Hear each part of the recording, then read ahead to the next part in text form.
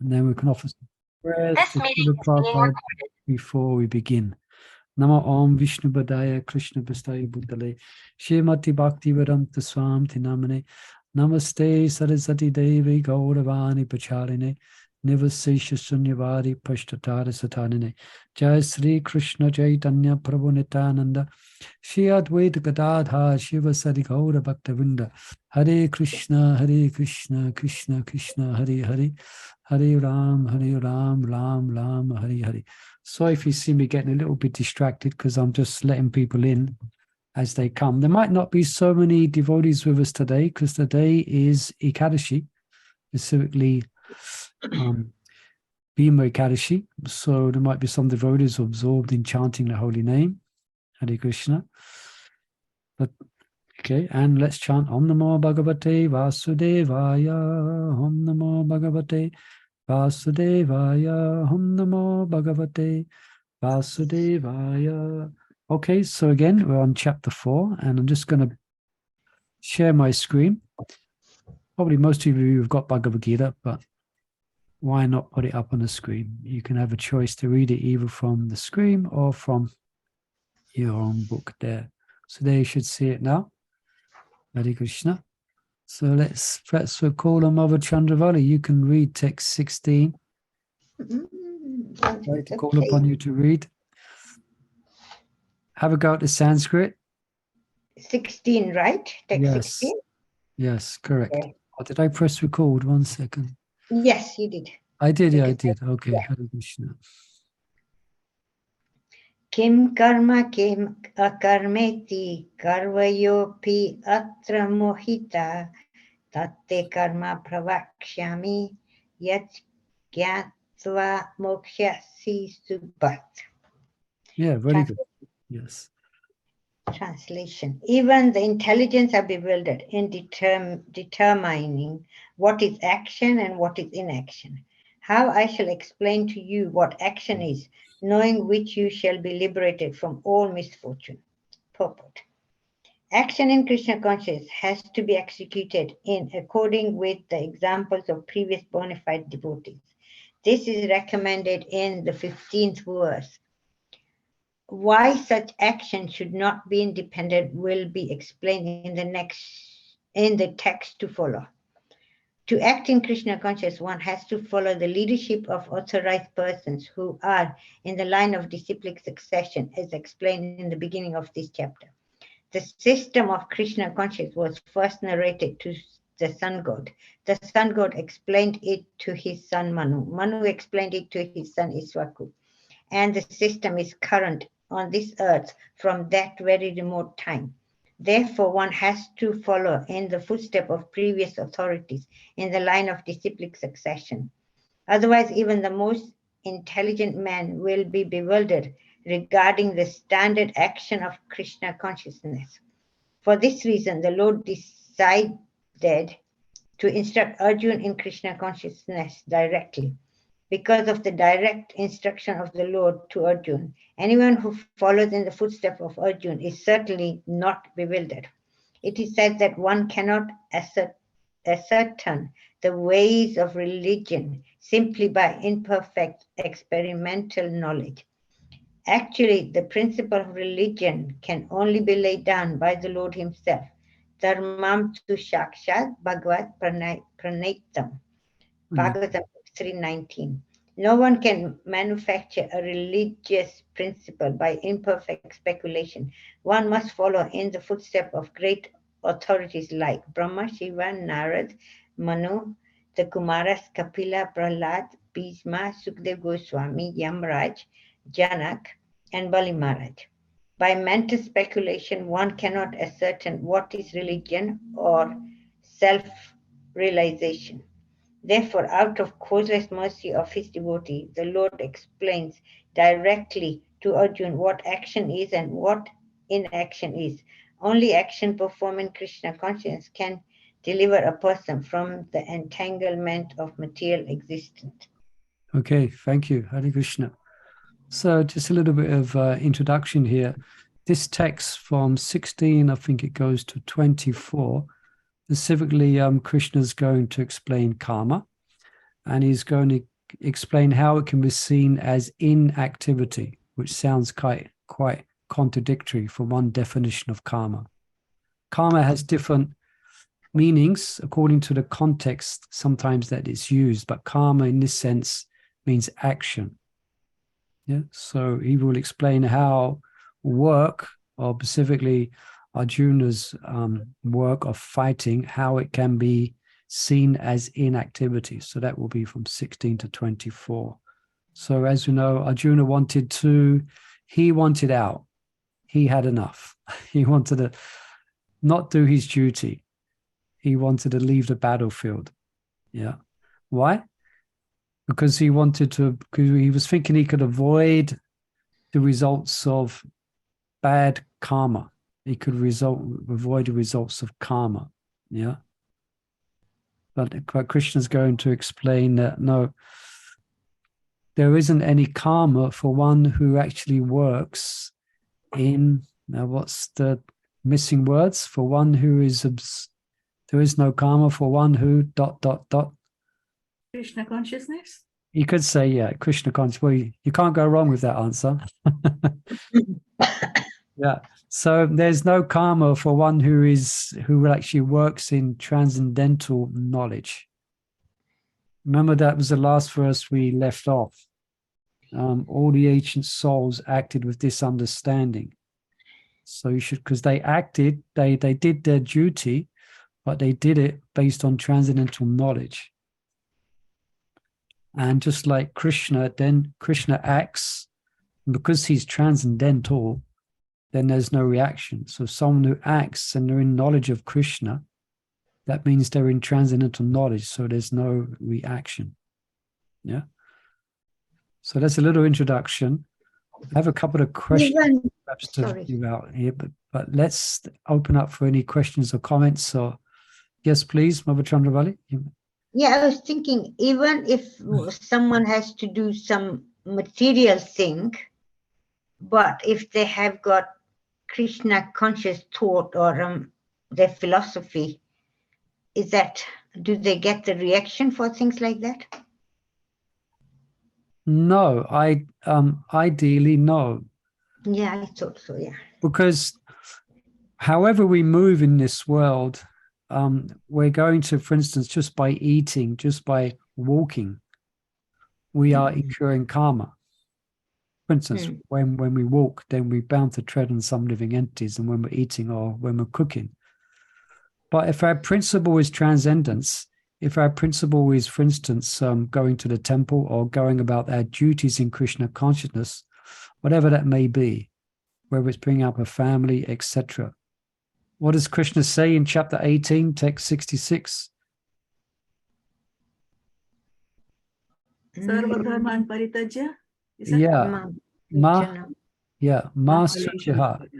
For one whose life is given over to Krishna, Krishna will protect them from the inevitable occurrence of karma, just by moving in this world.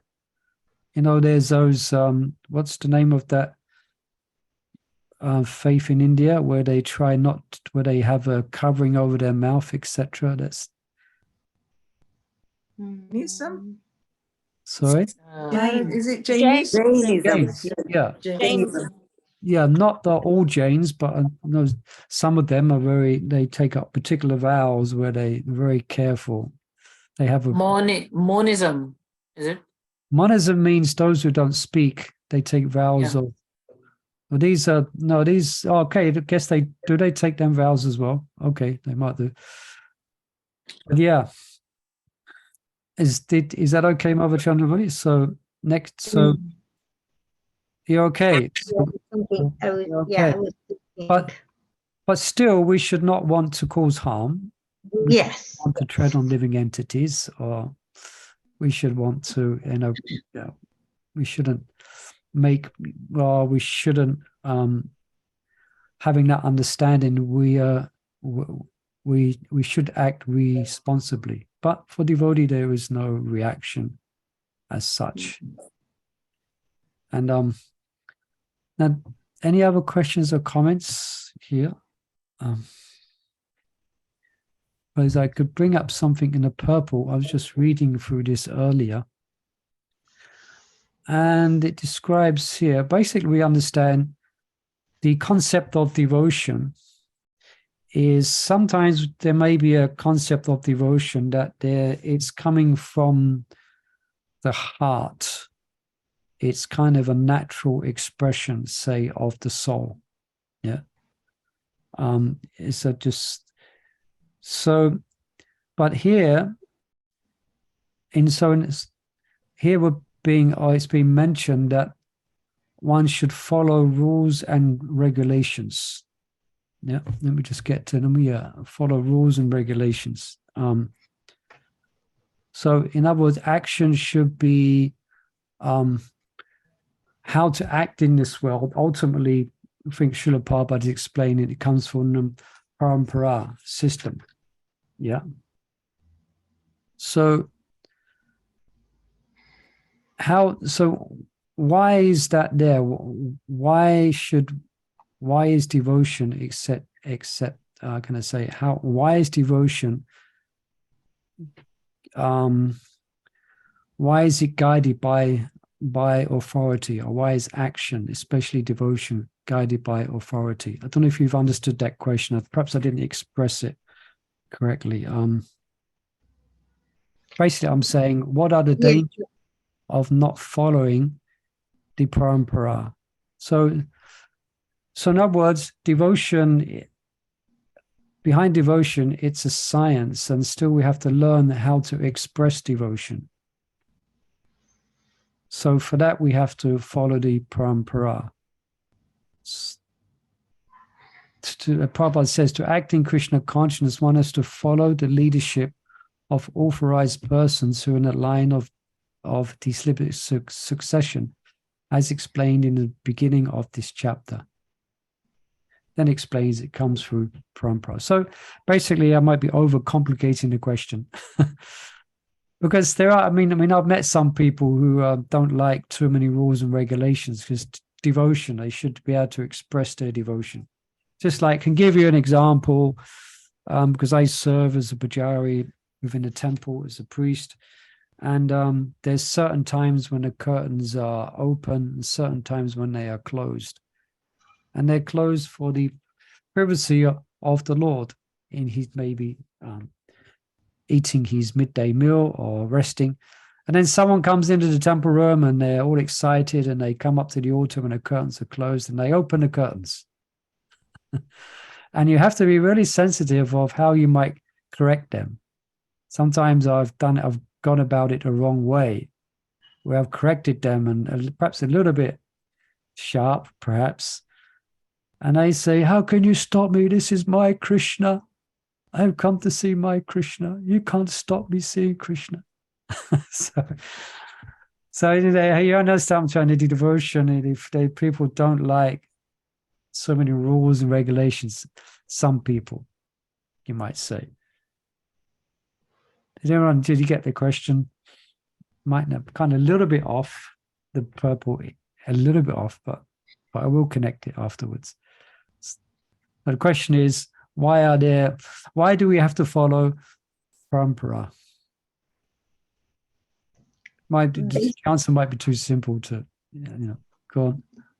And basically, I was thinking that if somebody's teaching you something, they've done it, they've followed the rules and regulation, or so you have to understand and you follow what you've been told. Like simply, you listen to your parents, you do what they're telling you to do, things like that, basic.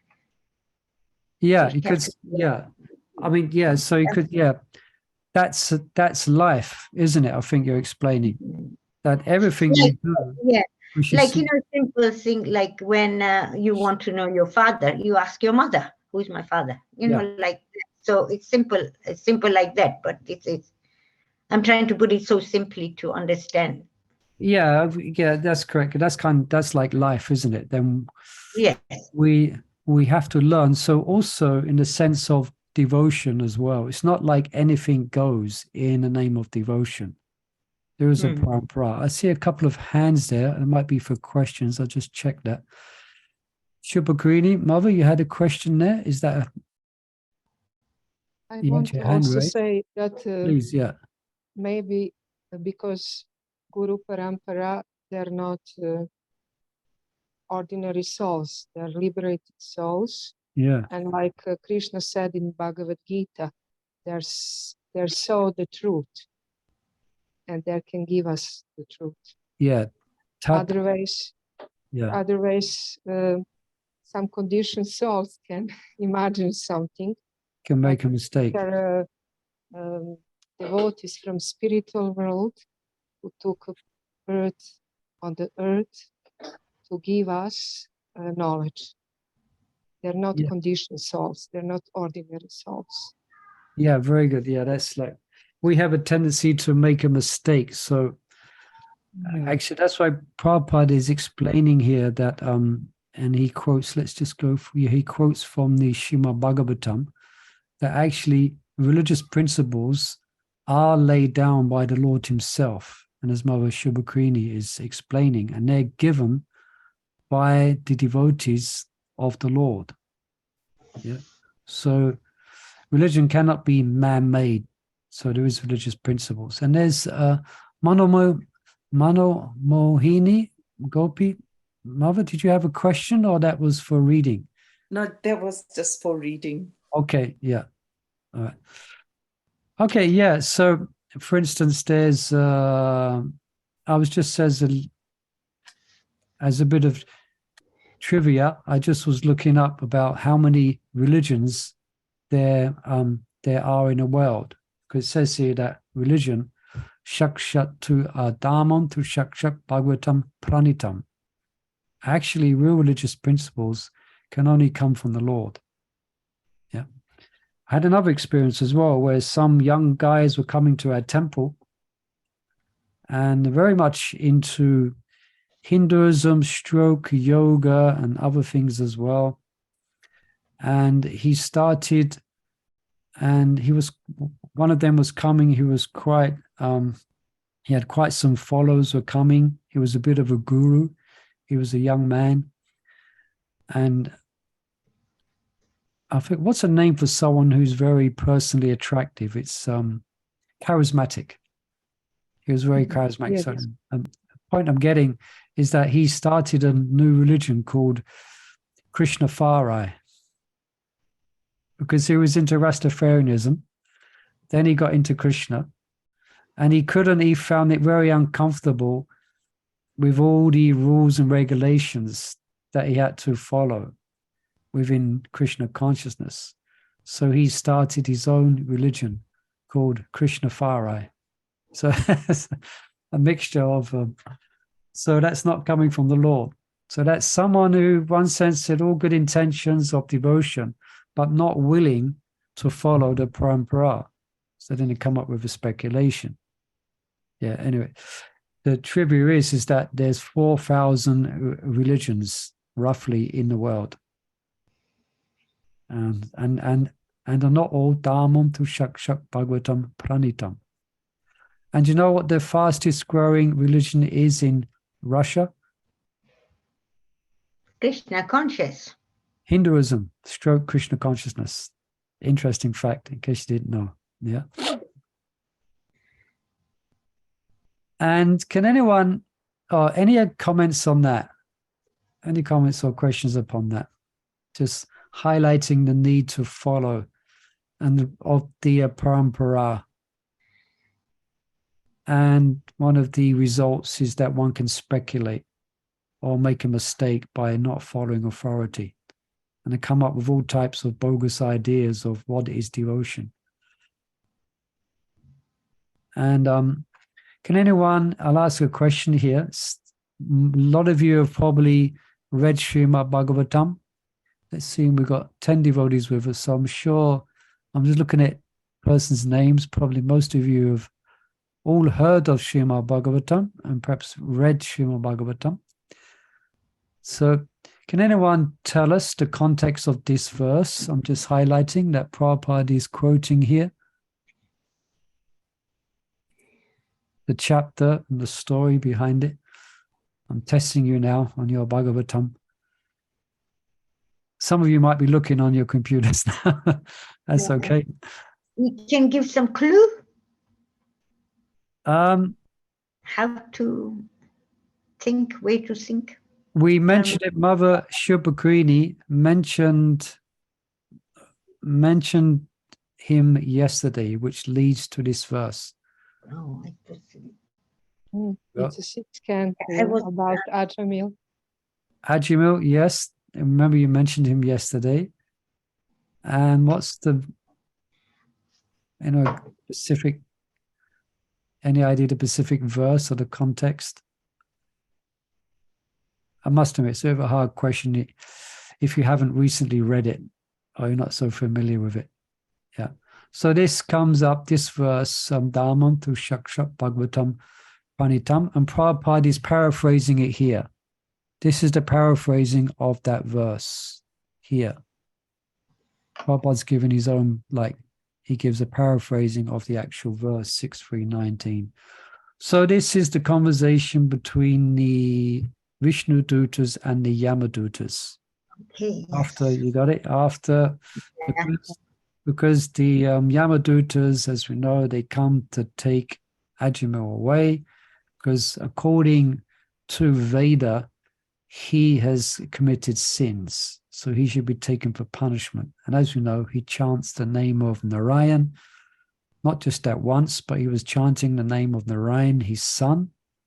So he was free of sin. He wasn't chanting offensively. He wasn't deliberately chanting to become free of sin. He didn't know. And then the Vishnu Dutas came, and there was a whole discussion on Dharma, or what is right and what is dharmic and what is not, because the Vishnu Dutas asked him, why are you taking them away?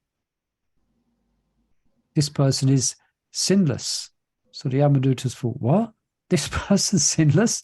And they listed everything, But then he brought up about Bhagavad Dharma. He chanted the holy name of the Lord, the Vishnu Dutas brought up, so he's free of sin. But anyway, this is where this comes, the context of this verse. Yeah. No one can manufacture religions. So because they asked, the Vishnu Dutas asked, and the Yamadutas said, religion is explained in the Veda, and anything outside of the Veda is irreligious. All right? That's the context of that. Hare Krishna. Hare Can I Krishna, yes, just mother. add something for this Please. irreligious? I'm reading the 7th canto on Srimad Bhagavatam. Okay, yeah. It's on Serbian. It's a 15th chapter. Instruction for civilized human beings. And in the shloka 12, actually it is described the 5 branches of irreligion. Yeah, Vidharma, then religion principle who was introduction by others, paradharma, analogic religion, upadharma, and cheating religion, chaladharma. Chaladharma, yeah. Yeah. So there is many things. Yeah, Chaladharma, yeah, thank you. Can you just say them again, just the English translation? First, it's atheistic, vidharma. Vidharma. Yeah, vidharma. So going against Dharma. Yes. The second, religious principle, which was introduced by others. So, yeah. No Gurum Parampara. That's paradharma. Yeah, I was just discussing that. Yeah, paradharma. Yeah. Yeah. Then we have how I can say, cheating religion, hypocritical religion, abhasa. Abhas means shadow. Yeah, shadow. It looks like religion, but it's actually not. Yeah. Then we have analogic religion, upadharma. What was that? Analogic upadharma? Not sure. Analogical religion. Not logical, or what does that mean? Analogical, without any logic. Okay, right. logic. Upadharma. Upadharma also, sorry, Mataji. Yes. Go on, Upadharma Dhananjay. also, if I remember correct, it is also considered as emergency religion. Oh, Yeah. okay. Yeah. And Um, thank you. I'm translating from Serbian. Sorry, Okay. Okay. maybe it's not a good translation. Thank you. Emergency. Please. Yeah, Yeah. Yeah. And cheating religion, Chala Dharma. yeah, yeah. Thank you. That's very interesting. And America, they have what they call. Everyone has a right to their own religion. So there's many different religions, and I think I've said this before. There is one religion where one of the principles of their religion is one, you have to own a Harley Davidson. And you have to be, with all due respect, I'm nothing against them, people like this, but you have to be homosexual as well. And it's considered to be it's considered a religion, and they have a religious status. So anyway, this is Kali Yuga, and it's a wacky world of Kali Yuga. But fortunately, we have a very clear understanding of what is religion and what is not religion. Okay. So let's just scoot back again. That religion that you described could be attributed to maybe Chala Dharma. Yeah, Chala Dharma. Chala Dharma, the last one. Yeah. Religion. Irreligion. A shadow. Yeah. At least they use the word religion. So I guess it's their kind of thought. All right. Let's just go back to the verse again. And even intelligent are bewildered in determining what is action and what is inaction. Now Krishna is going to explain to us what action is, knowing which we shall be liberated from all misfortune. Haribol. Quick, let's read on. We want some, that would be wonderful. Let's be liberated from all misfortune by understanding this subject. All right, so let's go on to text 17. Any Mano Mohini, you like to read? You have a reading hand up there, I presume. Yes, yeah, I like to read. Go ahead. Karmano rapi bodhyam acha vikarmanam akarmanscha bodhyam gahana karmano gatiha. Yes. The intricacies of action are very hard to understand. Therefore, one should know properly what action is, what forbidden action is, and what is inaction is. Purport. If one is serious about the liberation from material bondage, one has to understand the distinction between action, inaction, and authorized action. One has to apply oneself to such an analysis of action, reaction, and perverted action, because it is very difficult subject matter to understand Krishna consciousness and action according to its modes. One has to learn one relationship with the Supreme. Example, one who has learned perfectly knows that every living entity is an eternal servitor of the Lord, and that consequently one has to act in Krishna consciousness. The entire Bhagavad Gita, I can't see the last. Yeah, the entire Bhagavad Gita is directed towards this conclusion. Any action are vikarmas or prohibit action. To understand all this, one has to associate with authority in Krishna consciousness and learn the secret from them. This is as good as learning from the Lord directly. Otherwise, even the most intelligent person will be bewildered. Okay, thank you.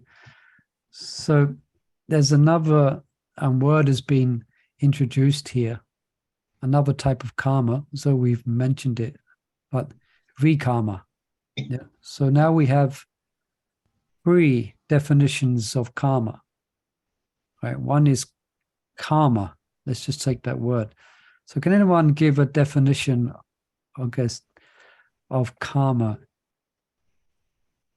This is a question we often ask people on the street when we stop them. and tried to give them a book, What is Karma? But specifically in reference to what we might be explaining here, karma, as in action. Prabhu, Hare Krishna. Please, Karma is work according to scripture, like it's prescribed work. Yes, spot on. Almost word for word. There it is. Yes. Activities done according to Vedic injunction. Yeah. So that's also known as, everyone's heard of karma kanda? So that's what that means. That means activities done according to Vedic injunction, aka karma kanda. Yeah. So that will bring, what type of result will that bring? Good result. Good result. Purely good results. Yeah, that's it. Even might be elevation to the heavenly realms, etc., etc. So there's good reactions from that karma. So you see, karma is quite it's used in many different contexts, isn't it? Like in the West, I mean, this word is practically part of the dictionary used in the West. Everyone uses the word karma.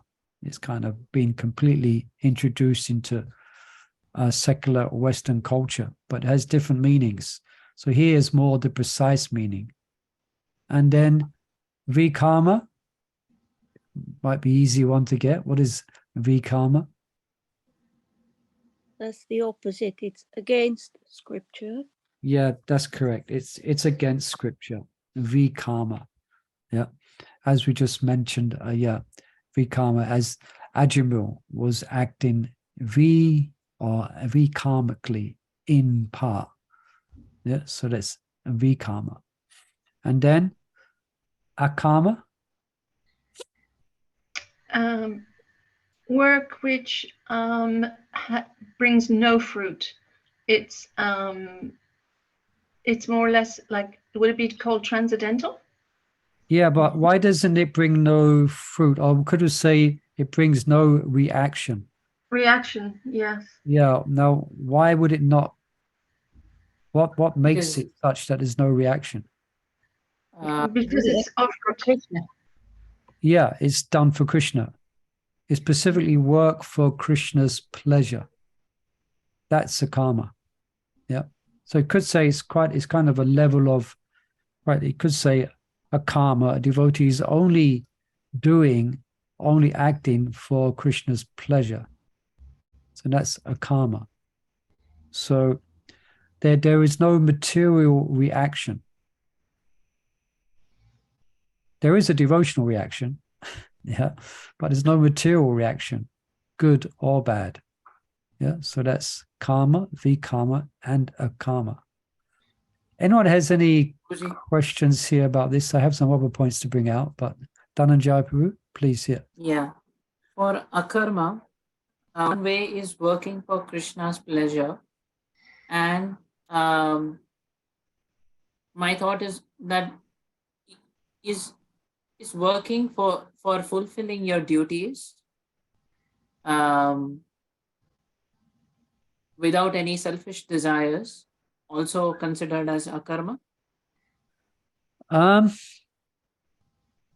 Not, I would, can perhaps anyone like to perhaps, what do devotees think? So if I've got your question right, Dhananjay, you're speaking about not specifically a Krishna conscious person, but someone who's acting selflessly. They're philanthropic, they're charitably disposed, they volunteer at the local charity shop, they go over to Africa, and they're selfless persons. So that's the question basically. So is that termed a karma? They just creating good piety. That's the word. They're creating piety to go to higher planetary systems and things like that. Well, eventually, when the piety, most of them don't even know there's higher planetary systems. But yeah, we get the point. When they finish their piety, they still come down again. Yes. So that is not, could we say that's not a karma? No. Not according to the definition that we have been given. Because you could say in one sense it's interesting because it's working for Krishna's pleasure. But surely isn't being charitable, giving pleasure to Krishna, isn't it helping those who are destitute? Isn't that pleasing to God? Depends what your mood is, why you're doing it. Yeah. How you doing? Yeah, well, this is Sometimes- brought up actually in the Nectar of Devotion, where Rupa Goswami gives a very specific definition of bhakti, as we know. Aniyavilastra sunyam, jnana kamti anavritam, anukulina krishnanam silanam bhakti uttama. So he mentions activities, I think, which we're describing here. Some people consider it, service to man is service to God. Have you heard of that before? Service to man is a service to God. It doesn't actually come under the jurisdiction of devotional service. No doubt it's pious, but there will be reactions, though albeit good. But it's not actually devotional service, according to Rupa Goswami. Yeah? Devotional service is Shravanam Kirtanam Vishnu Smaranam Padasevaram Archanam Vandanam Dasyam Sakyam Atmanivedanam. It's not digging wells in Africa. You cannot call that devotional service, although it shouldn't be, although this type of thing shouldn't be condemned. From one point of view, it's good that people are doing these things, but it's not. Does that help, Dhananjay Prabhu? Did that answer your question, or did we misunderstand your question? So it is not specific to doing charitable activities with an intention to gain positive karma. It is as a matter of duty, even though you're liking or not liking, for example. Yeah, that's called karma. You are doing it. That's called karma. It's not specifically done for the pleasure of Krishna. Okay. That's called karma. So, for instance, even in you're following the Vedic injunctions. So, like as a householder, if you're following the Vedic injunctions, you should be charitable. As part of a dharma of a householder is to take care of dependents, whether they be the dogs outside or whatever. You should take care of the dependents and should be charitable. So that comes under karma. So that's all part of being in the material world. So sometimes, as Mother Chandravali said, you'll be elevated to the higher planets because of that type of activity, and then you will come down again. But Krishna consciousness is a different type of activity. It's transcendental to definitely vikarma and also karma. You're acting for Krishna's pleasure, and the result is much different. So a follow-up on that. In our daily activities, the activities that we do for earning the living, those activities not necessarily are completely devotional. Yet, how can a person try to Make them devotional? Make it an akarma instead of a karma? Yeah, nice question. So we have some senior devotees here who've been working and engaging Krishna consciousness. Everyone's clear on the question. How can our work be considered to be akarma? You have to give the fruits of your actions to Krishna. So meaning, say, if you were earning some Lakshmi, you have to then use it according to your means. You have to give certain amount to Krishna conscious. Like, you don't have to give money in different ways. You can donate, like you have to look after your family, your bills, everything's got to be done. Then whatever you got left, then you have to work out to give some amount, or to Krishna's temples. Like remember Prabhupada when Brahmananda wanted to give up work, and Prabhupada said, no, you go to work, because Krishna conscious system was starting, and Lakshmi was needed to set it all up. So his Lakshmi was in Krishna's service. Yes, So thank that's you. like, does that make Anybody sense? else would like to add to that? But I was going to say the same. Anyone else has any comments on that? But basically what Mother Chandravali is, as far as I understand, that's perfectly correct, is you give some of the fruits of your work as a sacrifice to Krishna. Yeah. And that way your work becomes spiritualized, you know. And a simple way to do that, for instance, one simple way to do that is you take a vow or you take a pledge that I will only eat that which has been offered to Krishna. So you have an altar at home and you work and you get money, then you buy food and you offer it to Krishna, so that will purify your work. So in other words, you may be working at work, but actually because it's linked to Krishna, it's actually elevating you in Krishna consciousness, because you're renouncing some of the fruits. Yeah. Because what you're doing by renouncing the fruits to Krishna, you're actually expressing a dependence upon him. Oh, my Lord, you would take care of me. If I make this sacrifice for you, either time, money, or whatever it may be, and then one will experience one's being taken care of despite giving something away to Krishna. You will not be the loser. Yeah. So that's how you spiritualize your work. It's a great art. As Prabhupada said, we should gradually mold our life in such a way that everything we do is linked to Krishna. So some occupations are probably difficult to do that. If you're a butcher, it's difficult to dovetail that. But did that help, Dhananjay? Is that clear for you? Yeah. Anybody else on this as well? Also, Prabhu, I was just thinking Maulava. about how to spiritualize work life, and then I was thinking, well, your home life, you have children and you raise them in Krishna consciousness, so your whole house becomes like an ashram. Yeah, that's a very good example as well, and we can see that. I mean, I can see that. I see like those who are parents to newborn children, they're so attentive to their children becoming Krishna conscious. They really want to become Krishna conscious. You know, they bring them to the temple, they make them bow down, and they give the money to the children so that they can put it in a donation box.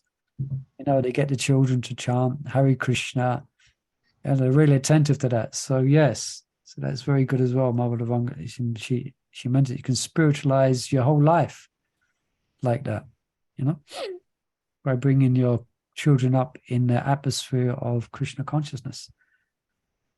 Yeah, very important point, very important lessons here is how to move in this world so that we're moving out of it.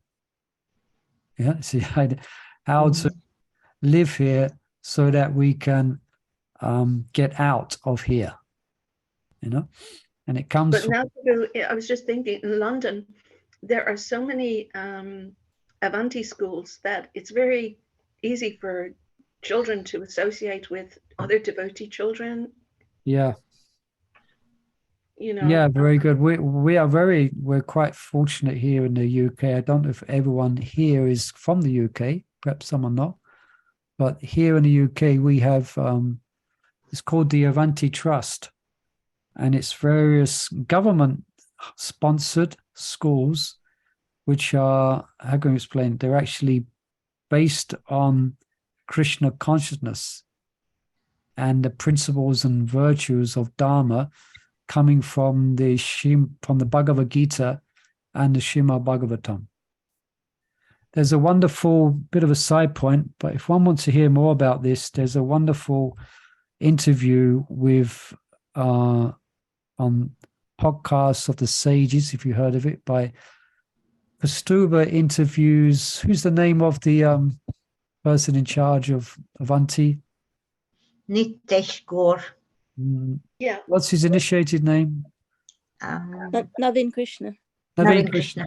There's Yeah. this wonderful interview where he describes about the establishment of the Avanti schools and their principles and what is It's very based nice, Prabhu. I listened to that, and he goes into the whole history of the Yeah. manor and how it led up to the starting of the schools. It was very interesting.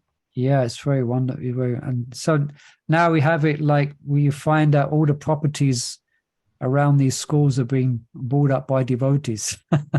Devotees are moving to near these schools as soon as they get married. So when they have children, they will automatically get allocation to one of these schools.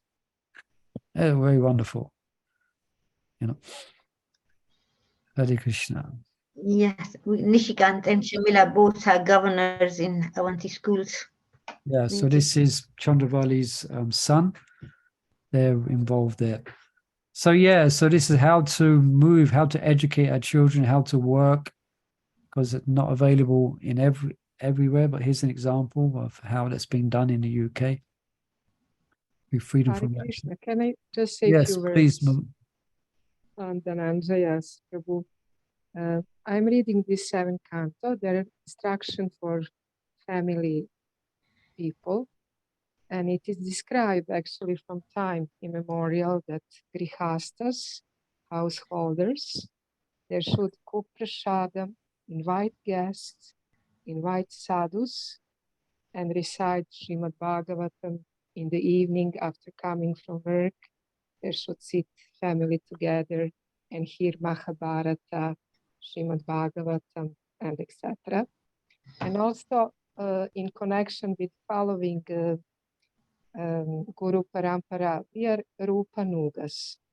That means we are following Srila Rupa Goswami. And actually Lord Chaitanya gave instruction that we give 50% for spreading Krishna consciousness. Then 25% we should keep for the emergency or there said black days, hard days in the life. And 25% we should look after our family members. This is according to instruction to Srila Rupa Goswami. And also I want to say that in this connection, doing charitable works, I will try to find this quote from Srila Bhaktivinoda Thakur. He's mentioning that charity, helping in the crisis, giving the medicine, blankets, and etc. It's a branch of bhakti. Oh, really? Not, Interesting. not directly.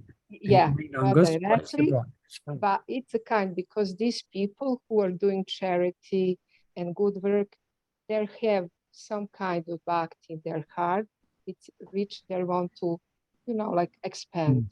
So Bhaktivinoda, in one portion, one of his portion he's talking about, I will try to find a very interesting quote. The kind of broad, Not direct bhakti, but it's indirectly bhakti, especially like now, wartime, devotees distributing prasadam, giving food, giving shelter to the refugees. It's also kind of bhakti.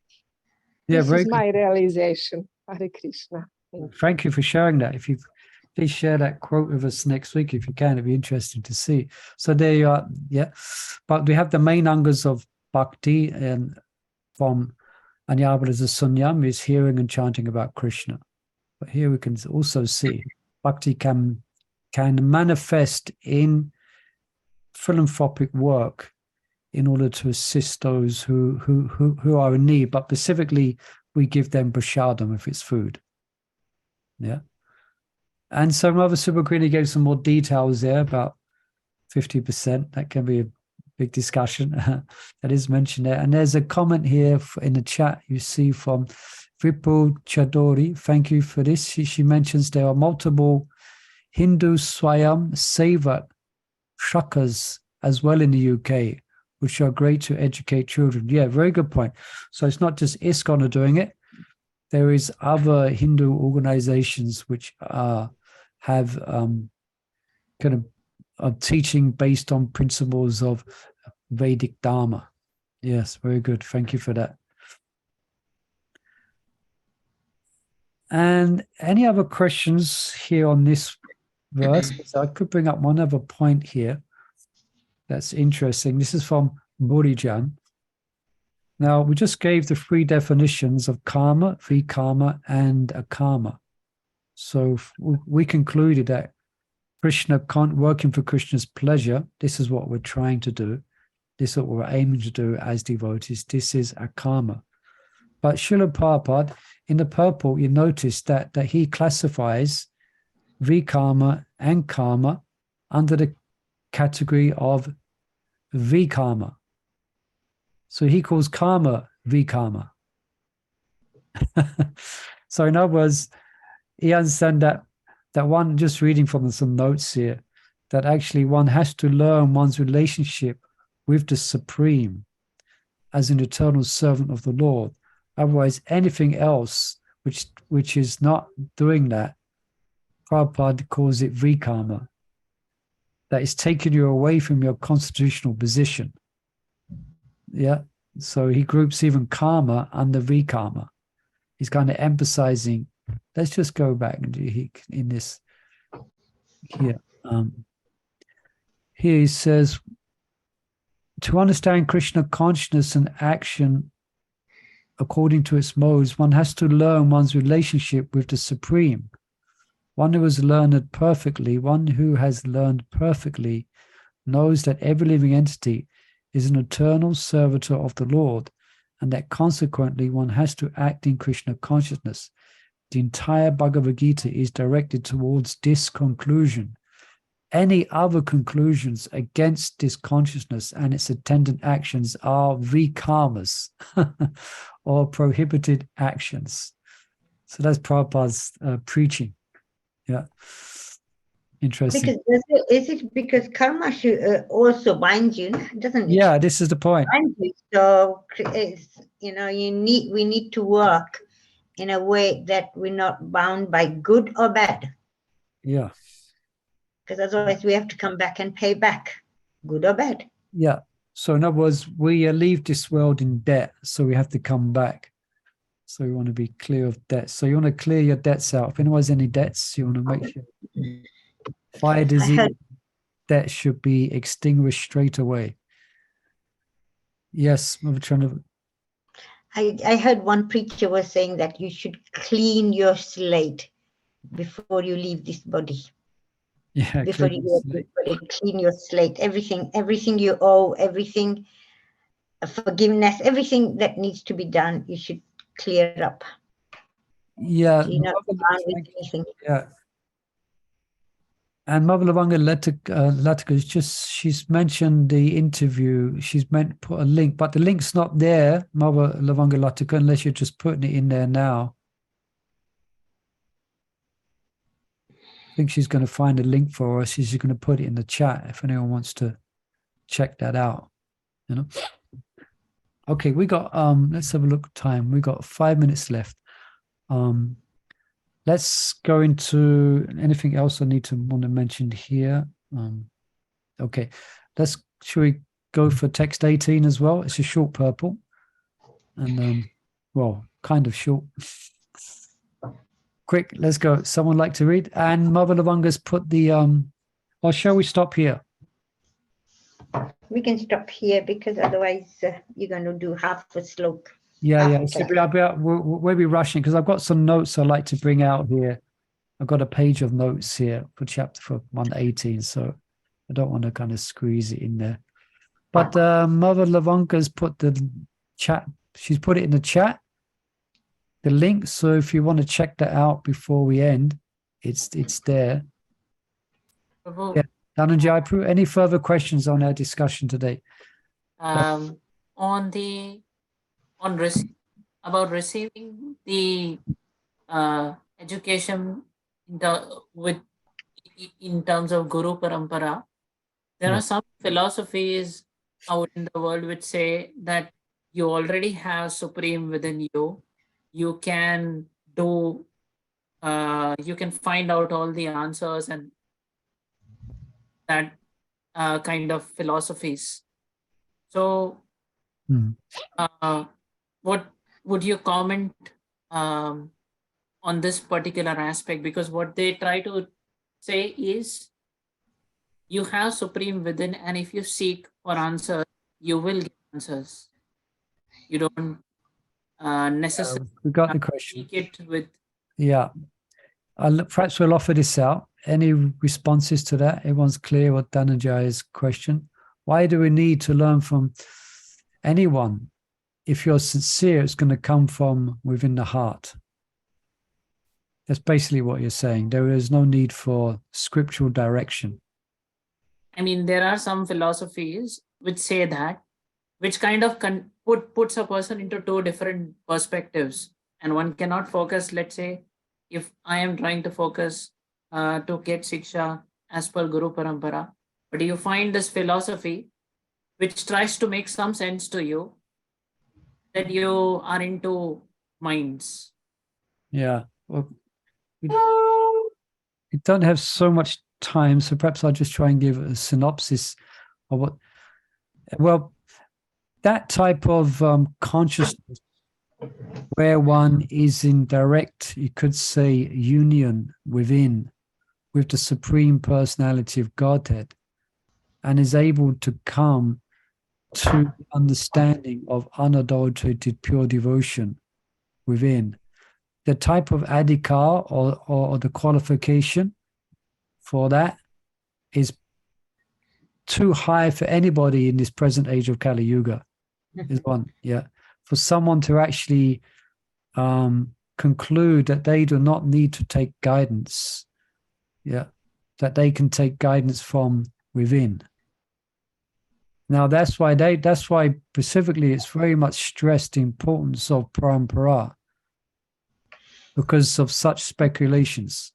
Persons can come up with all types of things, you know, and so you could have three people will like have that same conclusion, and they will all differ with each other.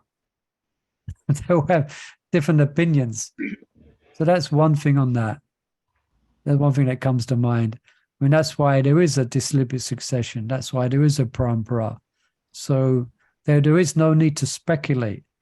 And even those inner inspirations that we may conclude, they have to be confirmed with scripture.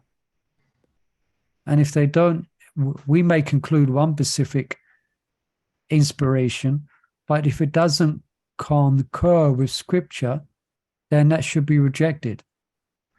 And that's why Rupa Goswami and that's why our acharyas have laid out what it means to be God conscious. Because there's so many speculations of what is devotion to Krishna. That's why Rupa Goswami wrote the Nectar of Devotion, to kind of make it very clear what is pure devotion and what it is not, coming from these different speculations. You know? And also, Prabhu, I was thinking, Yes, yeah. if the seeker is sincere, then Krishna within the heart sends the external guru to you. Yeah, very good point. Yeah. Yeah, if one is sincere, good point. If one is sincere and one is really sincere, then they will come in touch with a bona fide guru. Yeah, very good point. Is that okay, Dhananjay? Interesting question. Thank you. Okay, let's stop there. Thank you, everyone. Let's please join us next week. Wonderful discussion. We'll pick up here on text 18. Is that right? Yeah, text 18. Hare Krishna. And you can, yeah, please, any questions or comments you have. I had a couple of questions recently coming on the YouTube thing. If you have any further questions or comments, you can put in the comments there. And thank you, everyone. Hare Krishna. Have a wonderful Krishna conscious weekend. Hare Bol. Hare Hare Krishna. Krishna. Shri Gopal Hare Ki Jai. Thank you. Om Premanande. Hare Krishna. Hare Krishna. Krishna Krishna. Hare Hare. Hare Ram. Hare Ram. Ram Ram. Hare Hare. Hare Hare. Wow.